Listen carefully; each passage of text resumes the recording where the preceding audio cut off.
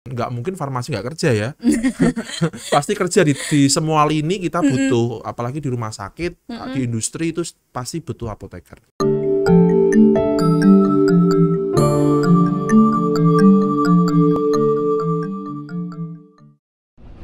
Hai Sobat UNES, jumpa lagi kita di Podcast UNES. Kali ini bersama saya Vida Dinara, dan seperti biasa pada segmen Profil Prodi kali ini, tim Podcast UNES juga akan memberikan satu lagi konten yang bakalan menginspirasi untuk Sobat UNES semuanya mendaftar di salah satu prodi yang ada di UNES. Nah, seperti biasa, saya juga tidak sendirian nih. Juga sudah hadir di studio Podcast UNES ada Pak Willy. Ya, Pak Willy. Selamat Sobat UNES. Selamat datang di Podcast UNES ya, Pak. Mau disapa dulu Pak Sobat UNES. Halo sambil Sobat UNES. Dikenalkan. Ya, perkenalkan nama saya Willy Tirsa Eden. Ya, saya Kaprodi Farmasi di jurusan Kimia FMIPA Universitas Negeri Semarang.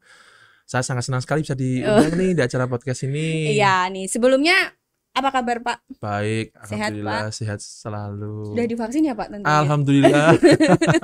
Ini bukan apa ya, kalau kami di tenaga kesehatan memang sudah divaksin duluan ya, karena kebetulan tenaga pendidik kami, dosen kami adalah apoteker semua, sehingga dapat prioritas pertama dari Pak Jokowi untuk divaksinasi. Oke, berarti kita sudah dapat clue mengenai apa yang akan kita bicarakan pada tema konten podcast kali ini. Iya.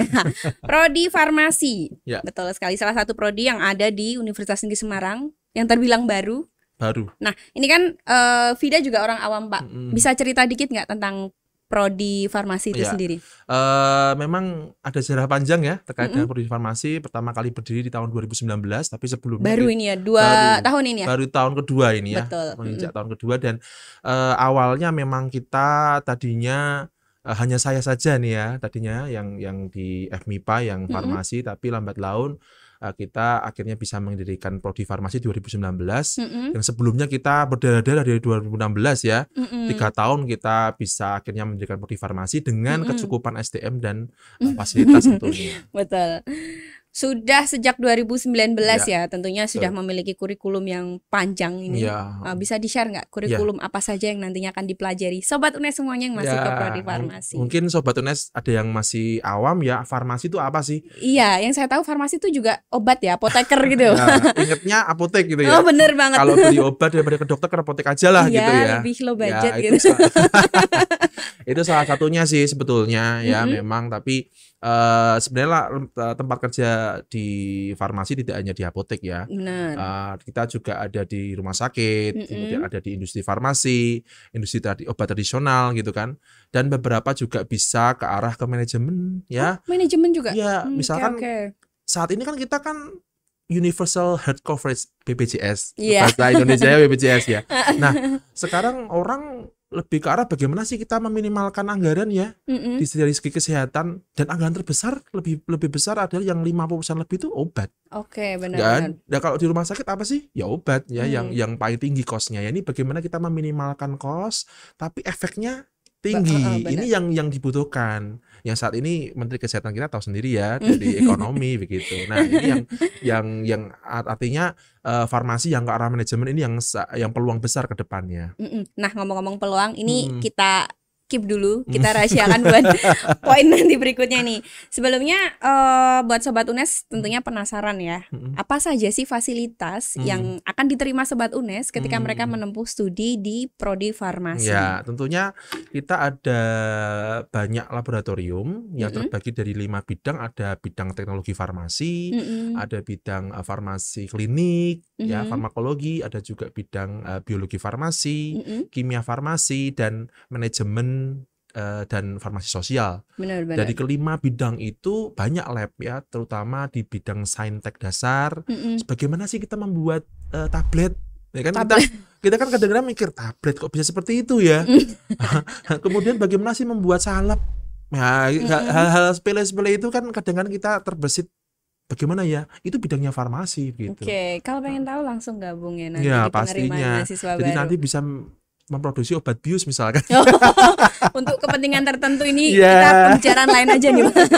Baik Pak. Kemudian untuk SDM-nya Bapak Ibu guru pengajarnya Pak?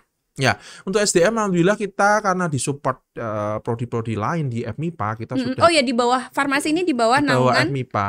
FMIPA.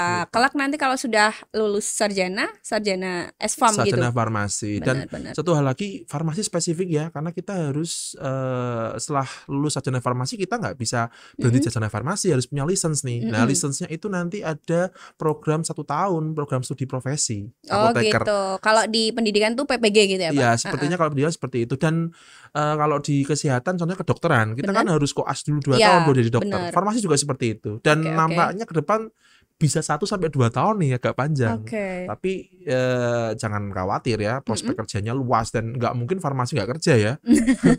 Pasti kerja di semua lini kita butuh, apalagi di rumah sakit, di industri itu pasti butuh apoteker. Yang ini yang jadi benang merah, garis merah kita bahwa farmasi ini kedepannya prospeknya nggak bakal habis ya. Nggak hanya sekedar. Sampai saat ini tahu sendiri kan vaksin. Benar banget. Yang lagi hype dibicarakan orang ya Pak ya.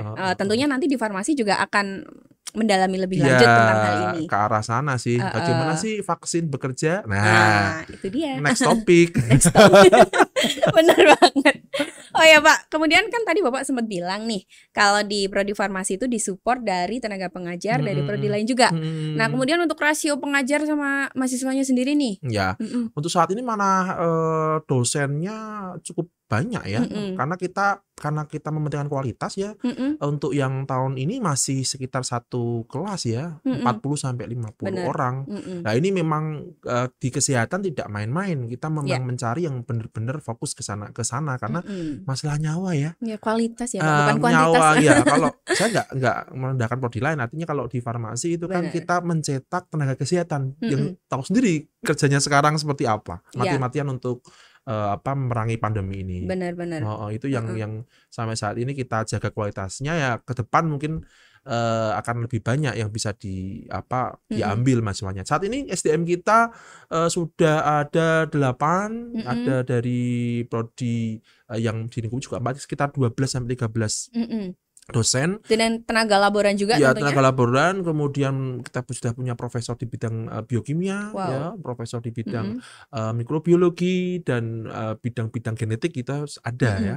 Nah, itu yang mendasari kita, keilmuan kita di farmasi, terutama ke arah farmasi klinik nih. Ya, kalau di rumah sakit kita visitasi sama dokter. Langsung nah, ini yang benar. Dan jangan salah, kalau di rumah sakit pun yang menyuntik perawat ya. Ya.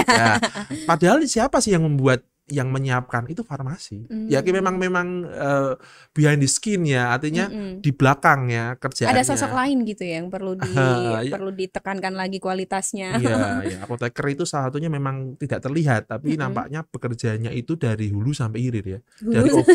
Dari obat masuk sampai pasien pulang itu dia datangnya itu bukan di tengah tapi di awal sama di akhir. Ya kan? Terima obatnya di awal sama di akhir. Pasien pulang kalau di rumah sakit ya ketemunya apoteker gitu. Di tengah-tengahnya dokter sama perawat. Ya, kita saling sinkron aja untuk kesehatan. Kemudian gini Pak, ini kan prodi farmasi ini baru berdiri sejak 2019. Ngomong-ngomong di usia yang sangat muda, masih balita ya. 2 tahun, ya. Ini sudahkah ada prestasi yang pernah ditoreh? Ya. Alhamdulillah mahasiswa kita, karena kita kualitasnya tetap jaga terus, sudah ada yang dapat olimpiade biologi. Ya, juara olimpiade nasional biologi. Kemudian juga kemarin juga ada salah satu mahasiswa kita tim dengan prodi di FMIPA juga meraih PIMNAS ya, kali ini mahasiswa nasional. Ya, alhamdulillah di usia yang sangat masih muda ini kita masih bisa berkarya ya. Dan ini tentunya ditopang oleh SDM yang berkualitas juga. Benar dari teman-teman dosen dan tendik ya untuk ini. Oke, ini Pak, kalau kita lihat ya, tentunya kita tahu tadi Bapak juga sempat sampaikan mengenai prodi farmasi itu kan nggak main-main loh. Kita harus benar-benar mencetak kualitas ya. Kita tidak mengedepankan kuota mahasiswa yang masuk dalam satu kelas gitu ya.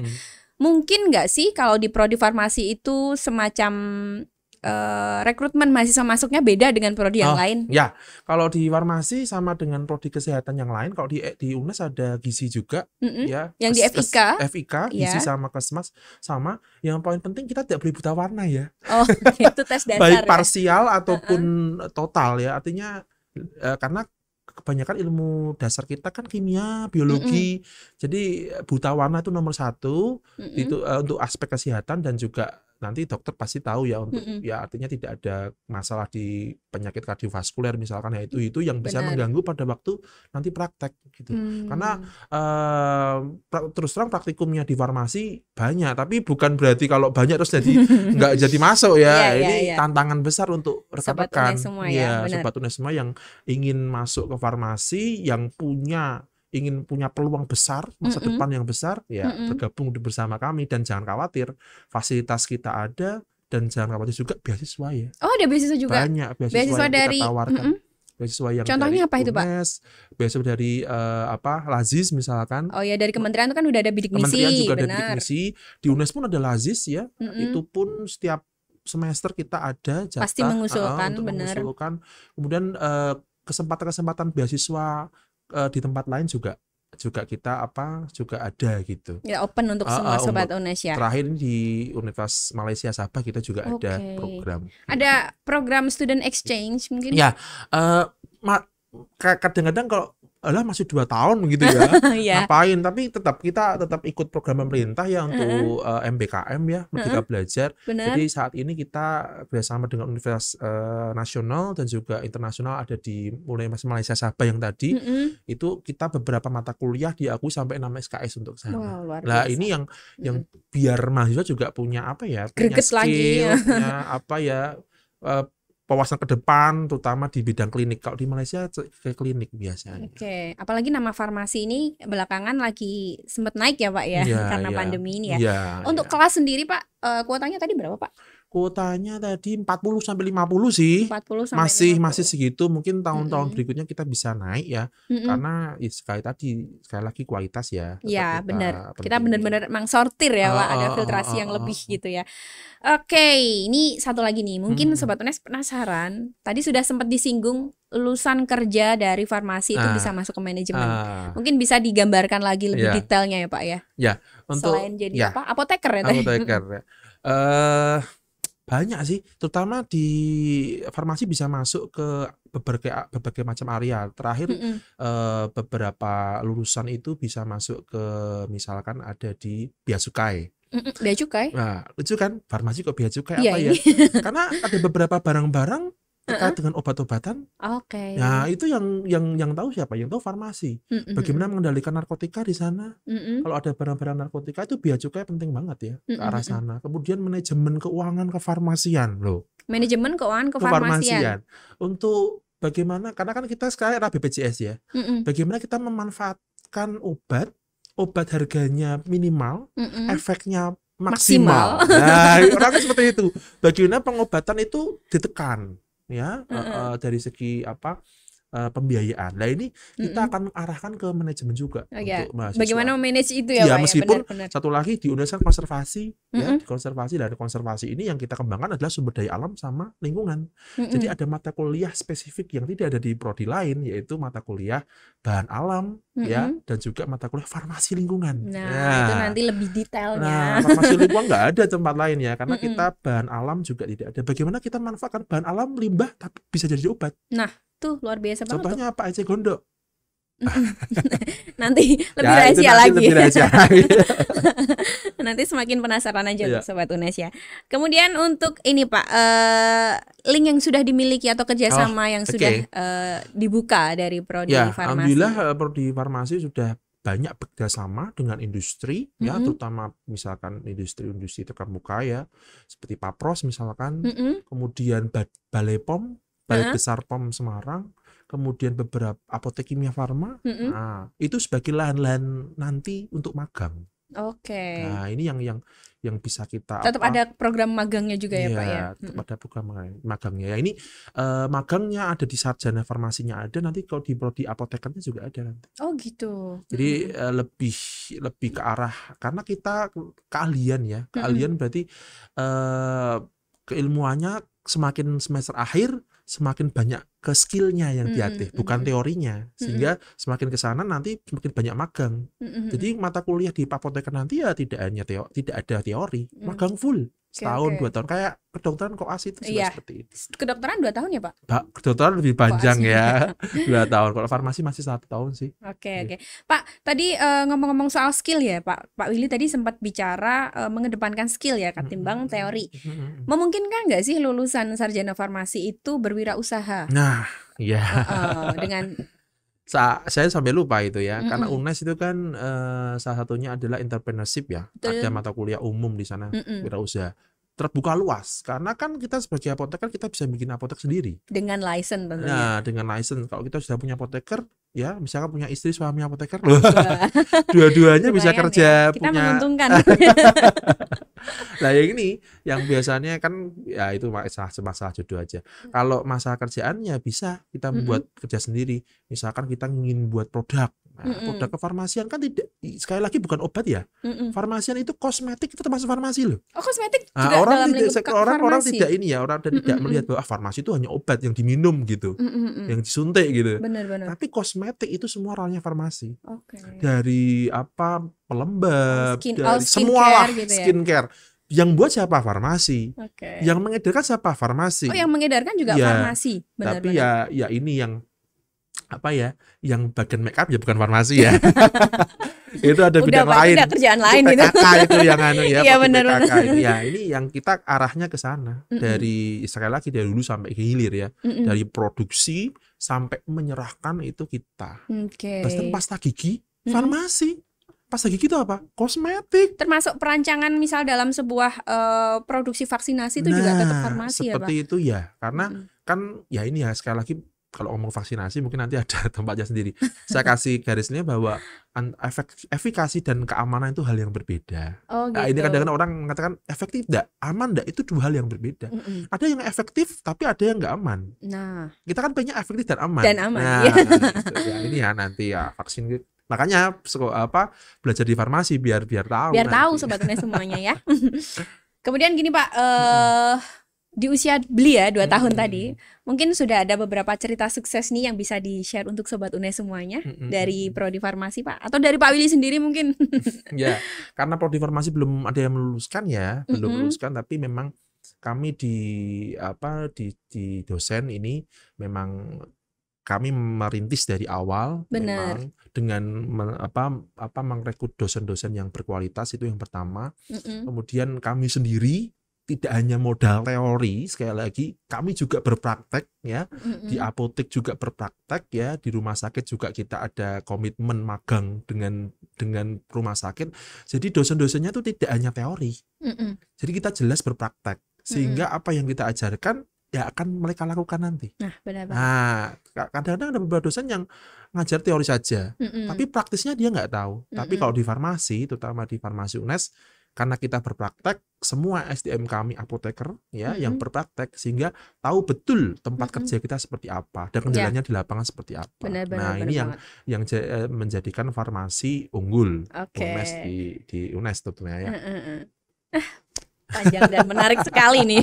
Ini kalau kita bahas, aduh, kayaknya berpart-part ya. Kita kayaknya tetap ada konten satu lagi tentang rahasia. Ya Sobat UNES nanti tetap pantengin channel YouTube ya. Pak Willy, terima kasih banyak terima kasih atas waktu yang disempatkan untuk gabung di podcast UNES. Mungkin sebelum kita tutup nih, ada pesan-pesan untuk Sobat UNES yang menyaksikan konten kita kali ini. Untuk pesan-pesan Sobat UNES, selalu berkarya, jangan patah semangat ya, dan selalu menjadikan yang terbaik dalam setiap langkahnya. Itu aja sih. Menarik banget ya. Pesan untuk Sobat UNES juga jangan lupa gabung di Prodi Farmasi ini. Penerimaan mahasiswa baru juga sebentar lagi akan dibuka ya. Oke.